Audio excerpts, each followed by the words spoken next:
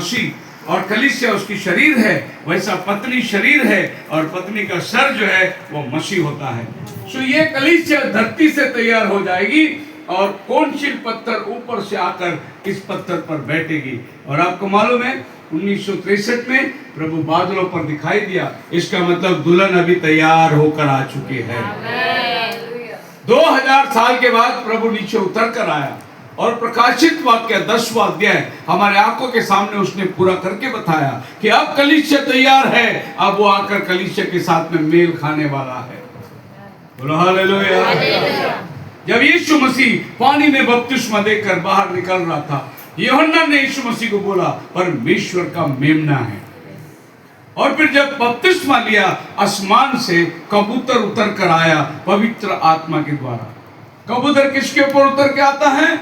मेमने के ऊपर उतर के आता है। बकरी के ऊपर कबूतर कभी बैठेगा नहीं, उसके लिए मेमने का स्वभाव चाहिए, तब कबूतर ऊपर से आकर मेमने के ऊपर बैठेगा। अभी अभी आप लोग व्हाट्सएप में, यूट्यूब में डिबेट सुनते रहेंगे, है नहीं? तो मेरे को बहुत लोगों ने बोला आप इतना आराम से बात कर रहे हैं, आपको गुस्सा नहीं आता है क्या? हम लोग मेमना है, लेकिन जिसको हम लोग जवाब दे रहे हैं वो कौन है? बकरी। कौन है वो? उसको सींग मारने को आता है, वो उड़ी मारने को आता है उसको, लेकिन मेमना कभी भी सींग नहीं मारेगा। मेमने के अंदर पवित्र आत्मा का स्वभाव उतर कर आता है। इसीलिए प्रभु यीशु मसीह पानी में से जब मेमना निकला, कबूतर उतर कर आया और सीधे मेमने के ऊपर बैठे। मैं बहुत सी बार लोगों को उदाहरण देता हूं। एक दिन कौवे ने सोचा कि ये लोग जो कबूतर का झुंड है ये दाना खाते, इनको लोग लाइक करते, इनके लिए दाना फेंकते अपने घर के सामने और लोग चाहते हैं इनको। कौवा बोलो तो हमारे मराठी में बोलते हैं शाना कावड़ा गान खातो। कौवा शाना है, लेकिन वो खाता क्या? मरेला शुआ, गंदगी खाता है। तो कौवे ने सोचा कि मैं भी कबूतर के साथ में जाके देखूंगा। तो वो आया ऊपर से, बोला कि इनका कलर तो पहचानने में हो जाएगी। तो गया एक घर के बाहर चूल्हे में जरा डुबकी मारी और राख अपने बदन में डाल लिया और उसका कलर जो है कबूतर के मापित हो गया। अभी वो कलर को देखा, क्रिश्चियन तो दिख रहा है मैं, अभी बपतिस्मा तो ले लिया अभी। अब वो आए सीधे कबूतर दाने खा रहे थे, उनके बीच में उतर गया और जब उनके बीच में उतर के 2-4 कदम खाली कौवा चला, सब कबूतर उड़ के चले गए। अब कौवे ने सोचा कि ये इनको मालूम कैसे पड़ा कि मैं कौवा है करके। कलर तो बिल्कुल वैसी ही है, हाथ में बाइबल भी है, चर्च भी जाता हूं, पर इनको पता कैसा चला मेरा स्वभाव? कबूतर लोग कैसे पहचाने उसको?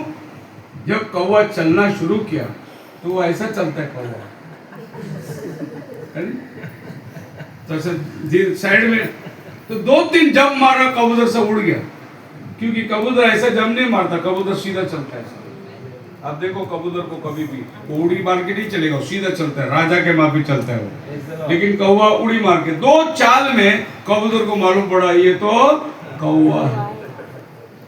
बोलो हालेलुया। हम लोग स्कूल के पाठ में पढ़ते थे।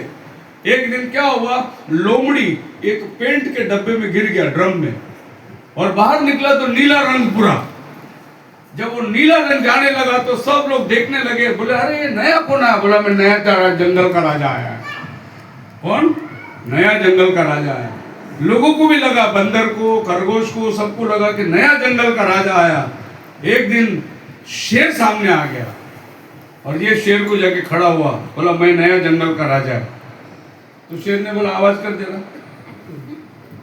तो उसने ओ करके आवाज दिया, लेकिन शेर का आवाज बहुत धड़ाधड़ा का आवाज है, ये ओ करके आवाज दिया। सब लोग को बोला अरे ये तो लोमड़ी है, आवाज से पहचान लिया।